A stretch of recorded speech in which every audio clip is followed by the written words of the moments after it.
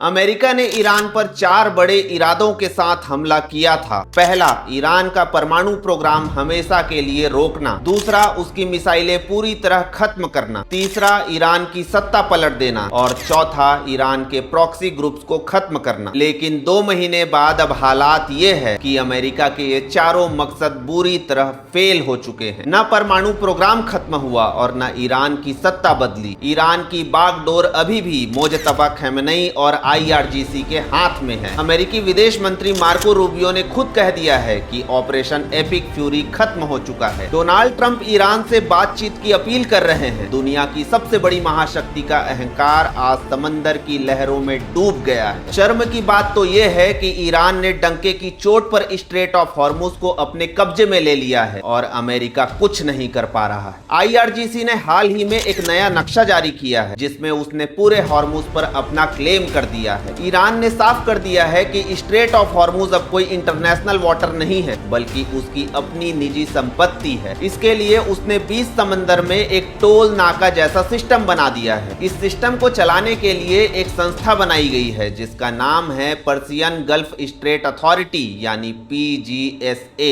अब नियम यह है कि अगर कोई भी जहाज इस रास्ते से गुजरना चाहता है तो उसे 72 घंटे पहले PGSA को पूरी जानकारी देनी होगी। उसे बताना होगा कि इस जहाज में क्या है, जहाज कहां से आ रहा है और कहां जा रहा है और उसमें कौन कौन लोग सवार हैं। अगर जहाज का कोई भी कनेक्शन अमेरिका या इजराइल से निकलता है तो ईरान उसे दुश्मन मानकर वहीं रोक सकता है। अमेरिका ने ईरान के इस कदम को समुद्री डकैती कहा और ट्रंप ने जोर शोर से प्रोजेक्ट फ्रीडम लॉन्च कर दिया ताकि ईरान को डराया जा सके। लेकिन सिर्फ 2 दिन में ही ट्रंप को अपना ये प्रोजेक्ट वापस लेना पड़ा। अमेरिका ने इस युद्ध के कई सच छिपाए लेकिन वॉशिंगटन पोस्ट की हालिया रिपोर्ट ने उनकी पोल खोल दी है। इस रिपोर्ट में कहा गया है कि ईरान ने 8 देशों में मौजूद 16 अमेरिकी ठिकानों को खंडहर बना दिया है। अमेरिका के 228 इमारतें और भारी हथियार तबाह हो चुके हैं। इस जंग में 15 अमेरिकी सैनिक मारे गए और 530 से ज्यादा घायल हो गए। युद्ध का नतीजा ये हुआ कि तेल की कीमतें आसमान छू रही है और अमेरिकी इकोनॉमी की हालत खराब होती जा रही है। जो अमेरिका कल तक ईरान से बिना शर्त सरेंडर मांग रहा था आज वही बातचीत पर जोर दे रहा है। सच तो यह है कि 2 महीने की इस जंग ने अमेरिका को पूरी दुनिया के सामने नंगा कर दिया है और ईरान ने दिखा दिया है कि समंदर का असली सिकंदर